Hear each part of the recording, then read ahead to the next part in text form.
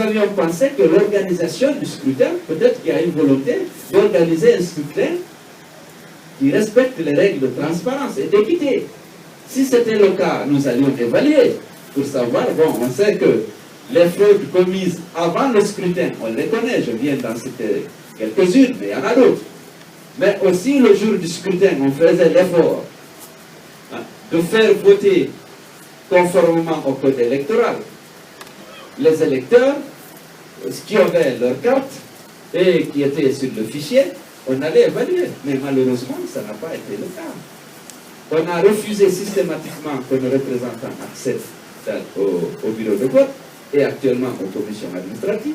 Beaucoup ont été frappés, emprisonnés, notamment en Haute-Guinée. J'ai actuellement beaucoup de gens en prison sur des délits qui n'en constituent pas, qui ne sont pas des délits. Hier, il a fallu appeler le ministre de la Justice parce que un de mes représentants dans un bureau de vote a photographié un enfant de 8 ans en train de voter. Mais on l'a malmené, on l'a envoyé au commissariat, on l'a entendu sur PV, on a dit que c'est illégal. Il a fallu l'intervention du ministre de la Justice pour que le gars soit libéré à 20 heures. C'est-à-dire pendant toute la durée du scrutin, il n'était pas là. Un autre à Cancan, qui était en train de donner, qui est membre du bureau de vote, de donner à un électeur les bulletins de vote, il s'est trouvé que ce bulletin était collé à l'autre.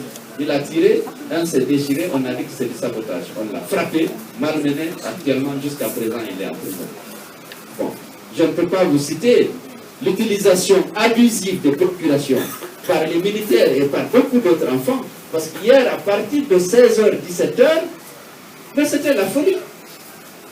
On faisait voter tout le monde, tous les inscrits sur la base de procuration, on faisait le bourrage de juges, les gendarmes venaient sortir les représentants de PV, et on pourrait de juges parfois remplacer l'urne dans laquelle on a voté jusqu'à cette heure-là, par une autre urne qu'on avait déjà préparée. Aujourd'hui, à l'heure où je parle à Kikidou, tous les PV sont réquisitionnés pour être examinés par les ministres ressortissants et par certains députés du RPG à la GTZ.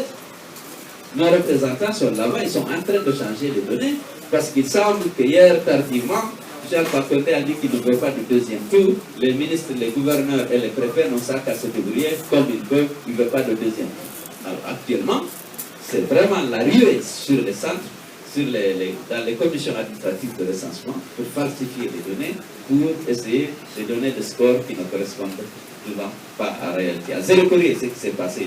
Tous les ministres résidents, il semble qu'ils sont c'était au nombre de 3 ou de 4, à Omé, mais ce qui s'est passé là-bas, c'est jamais.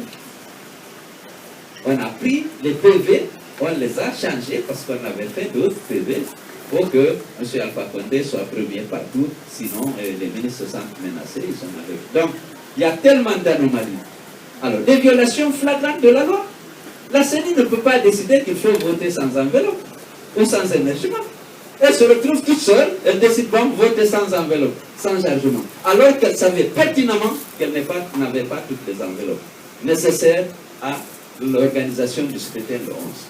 Il semble qu'il y avait 30% d'enveloppes qui manquaient selon la CENI elle-même. Elle le savait, elle disait qu'elle est prête. La loi dit que tout vote sans enveloppe est nul. Lorsqu'on vote, on doit émarger. Dit non, ne votez plus sans émargement. On fait volontairement les listes sans aucun ordre. Vous venez dans un bureau de vote, vous avez 700 électeurs, vous présentez quelqu'un, il faut 30 minutes, 40 minutes pour retrouver votre nom. Ce travail, c'est de l'incompétence ou de la mauvaise foi. Mais ça ne se voit nulle part. Soit on fait par ordre alphabétique ou par numéro, vous avez votre numéro, votre carte, et puis on recherche rapidement, on voit. Mais non, il faut fouiller les 700 noms pour trouver le nom d'un électeur. Finalement, pour corriger, on dit non, ne tenez plus compte de la liste, tous ceux qui présentent des cartes d'électeurs, qu'ils votent, sans vérifier la cohérence entre la carte présentée et la liste qu'on a.